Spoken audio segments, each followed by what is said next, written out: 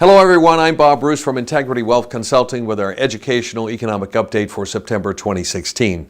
In this month's video, we'll discuss some of the major headlines that influenced the markets in August and give you some insight into what they could mean for you as an investor. Please stay tuned at the end for a required disclosure statement. The markets rallied for much of August on better than expected earnings and strong economic data. However, official statements showing that the Federal Reserve is closer to raising interest rates gave some investors pause. With the bulk of corporate earnings season behind us, we have a good picture of just how U.S. companies are performing in the second quarter.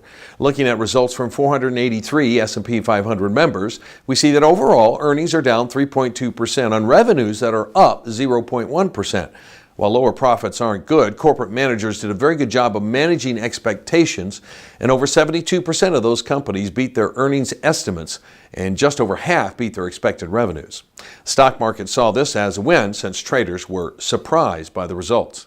The Federal Reserve was also the source of a lot of market activity last month. Minutes from the July meeting of the Open Market Committee showed that Fed economists are split in their opinions about the economy and interest rates. Fed hawks, those who want to raise rates soon, believe that the economy is strong enough to withstand higher rates as soon as this month. Fed doves, those are the people who favor a more cautious approach, are not convinced that the rate hike needs to happen quickly. They think that low inflation and global concerns mean the Fed should wait and see.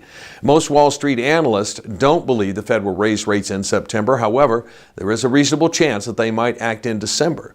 If the labor market continues to improve and economic growth looks solid, we could see higher rates before 2017. Speaking of economic growth, we got our second look at gross domestic product growth at the end of August. The first estimate, which showed growth of about 1.2%, was adjusted down to 1.1% in the second report. The reason? Consumer spending, the largest factor in the U.S. economic growth, kept the economy growing. Businesses took a look at their shrinking profits and then simply closed up their wallets.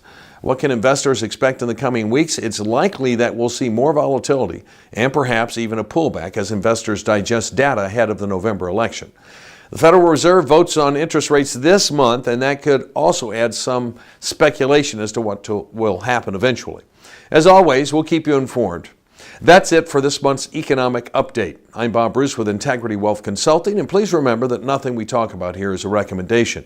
If you would like to discuss your personal financial situation, please give us a call at 724-940-9060. We'd be happy to talk to you.